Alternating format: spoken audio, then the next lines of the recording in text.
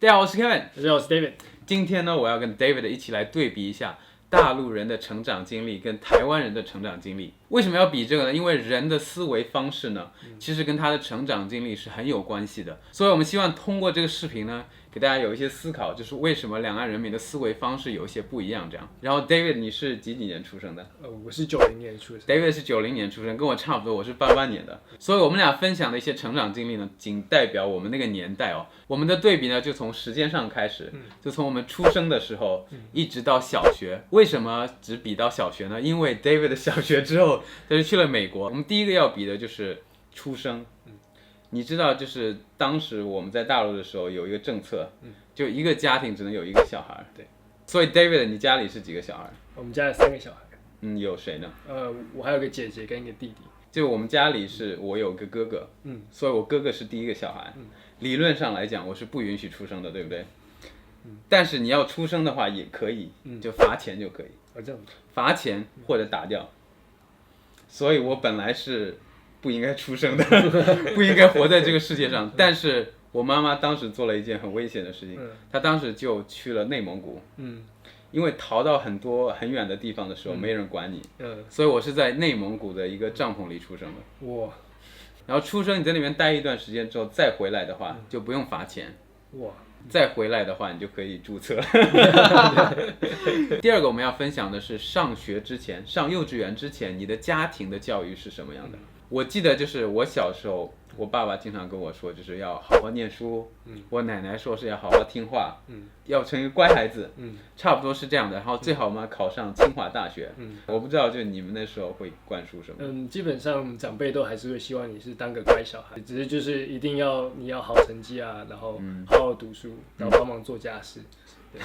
所以上学之前的这个教育其实是一模一样的。接下来的话，我们就步入了幼稚园跟小学，对不对？对。在大陆的话，就上小学的时候，学校会推广普通话，所以他会尽量要求你说普通话。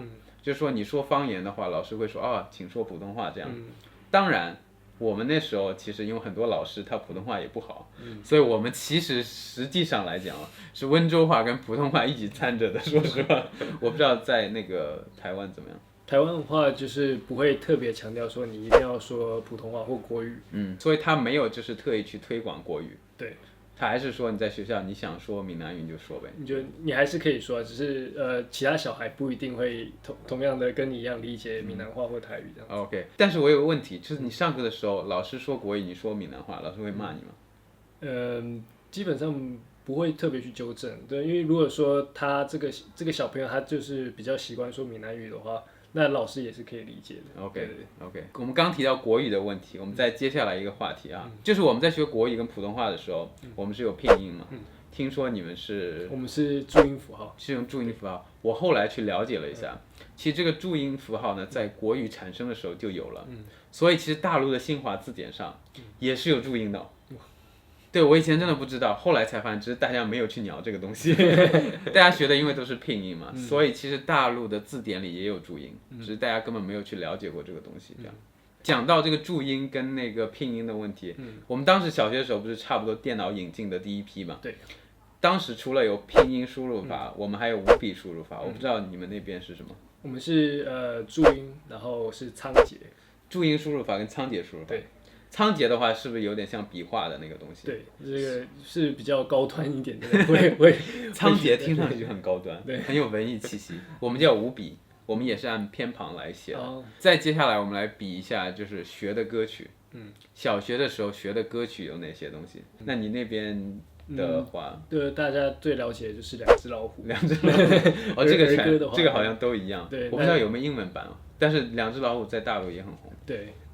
那有一些其他的，像茉莉花，或者是我们还有什么妈妈的眼睛啊，这些儿歌大家都。妈妈的眼睛，听上去很恐怖。妈妈的眼睛，作业做了没？生气的妈妈眼睛。大陆的话，说实话，除了有一些民歌之外，还有很多红歌。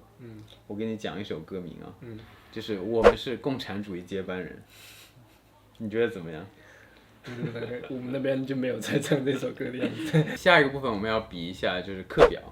你们小学上什么课，我们小学上什么课。我先讲几个课哦，你来对应一下你们那边叫什么好。OK，我们这边的美术课你们叫，我们叫美劳课。我们的语文课听说你们叫，我们叫国语。国语课，对吧？其实差不多。我说语文课你能听懂吗？大致可以了解。可以了解，是所以中文课。我会觉得说，可能也有可能是外语的一些课。啊，是这样。我们的语文指的就是国文，就是语文课。还有我们的品德课，你们叫什么？道德课。道德课，这个差不多，这个差不多。最后我听说台湾还有一节非常不一样的课，叫什么课？叫乡土课。乡土课，乡土课就是因为就是大家了解的，就是我们常会说闽南语，只是这种都是比较是长辈会说的语言。对。那我们为了不让它失传，然后我们就放了这个课。下一个我要讲的是暑假作业。就是我们暑假的时候很简单啊，就是老师会给你一本册子，练习题。语文有一本，数学有一本，你回家做就好了，每天做个几页，这样暑假就做完了。然后不知道你们有什么？我们会做一些日记，然后还有什么读书心得。对，那日记的话，我们还需要去拍照，然后说记录说这个暑假做了什么事情，然后代表说你没有浪费暑假，然后怎样，然后说要拍照是吗？对，要拍照，然后以前还要跳绳干嘛，然后跳绳还要把它拍起来，然后我的天证明说我这个暑假有去跳绳，然后要说我这一天跳了几下。对 ，Oh my god！ 其实我们也有日记，但是我们的日记就是简版，因为像我写日记是这样的，我从暑假第一天到最后一天，一篇都不写，最后一天写60篇。然后每天写的日记是今天我去 David 家玩了，今天我去杰里德家玩了。但像你们的话就有拍照什么的，我觉得蛮有意思的。对啊，只是通常都是在最后一天才会完成。这个差不多。接下来的部分我们要讲一下在班里的职位。就在我们以前的学校的话，班里会有班长嘛？你们有班长吗？也有班长。有班长。那我们的学习委员你们有吗？